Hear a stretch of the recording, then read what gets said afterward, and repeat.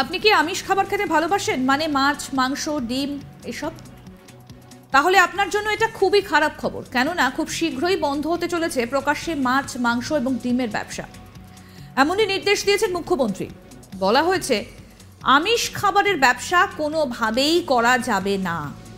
দেশটাকে হিন্দু রাষ্ট্র করার জন্য কি তাহলে সমস্ত পরিকল্পনাই সেরে ফেলেছে সরকার?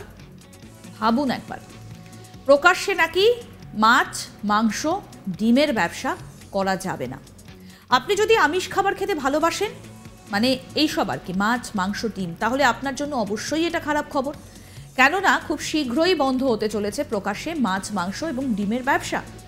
নির্দেশ দিয়েছেন মুখ্যমন্ত্রী। বলা হয়েছে, আমিষ খাবারের ব্যবসা কোনোভাবেই করা যাবে না। দেশটাকে হিন্দু রাষ্ট্র করার জন্য কি তাহলে সমস্ত পরিকল্পনাই সেরে ফেলেছে সরকার? এই যে ঘটনার কথা বললাম, সেটা কিন্তু আমাদের বাংলায় নয়, মধ্যপ্রদেশের কথা বললাম। আর সম্প্রতি সেখানে বিপুল ভোটে জিতে সরকার গড়েছে বিজেপি।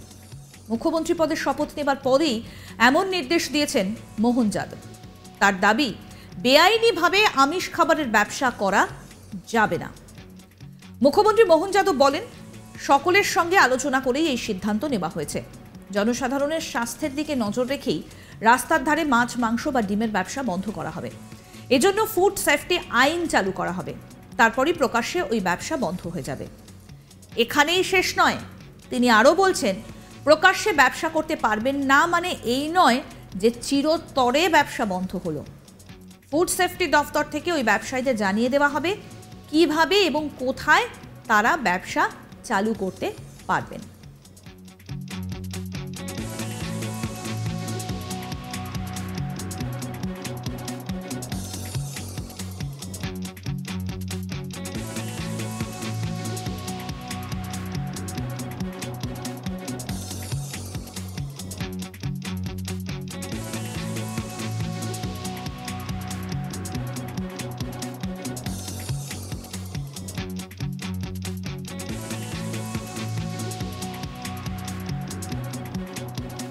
জনগণকে সচেতন করার কাজ আগে শুরু হবে, তারপর প্রকাশ্যে মাছ, মাংস বিক্রি বন্ধ করা হবে। একই সঙ্গে সমস্ত ধর্মীয় জায়গা, লাউডস্পিকার এবং ডিজে ব্যবহারে নিষেধাজ্ঞা জারি করেছে মধ্যপ্রদেশ সরকার। স্বরাষ্ট্র মন্ত্রকের একটি নোটিশে বলা হয়েছে, অনুমতি ছাড়া ধর্মীয় স্থানে লাউডস্পিকারের ব্যবহার পুরোপুরি বেআইনি। সুপ্রিম কোর্টের নির্দেশিকা অনুযায়ী মধ্যপ্রদেশ সরকার একটা বিজ্ঞপ্তি জারি করেছে।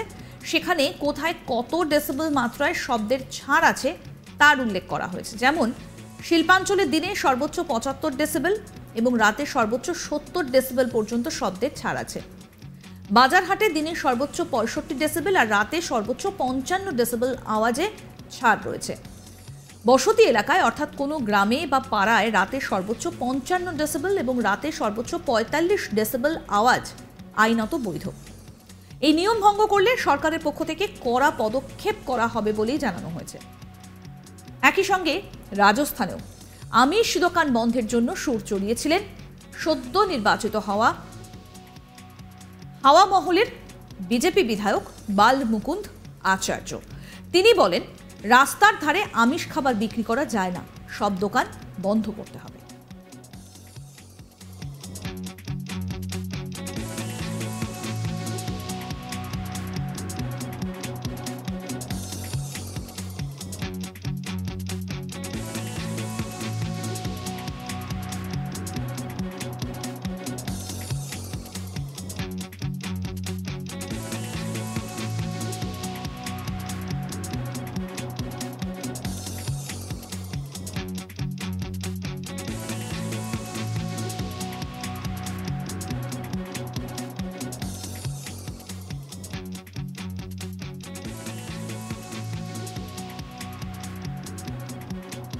আপনি কি আমিষ খাবার খেতে ভালোবাসেন, মানে মাছ, মাংস, ডিম এইসব? তাহলে আপনার জন্য এটা খুবই খারাপ খবর, কেননা খুব শীঘ্রই বন্ধ হতে চলেছে প্রকাশ্যে মাছ, মাংস এবং ডিমের ব্যবসা। এমনই নির্দেশ দিয়েছেন মুখ্যমন্ত্রী। বলা হয়েছে, আমিষ খাবারের ব্যবসা কোনোভাবেই করা যাবে না।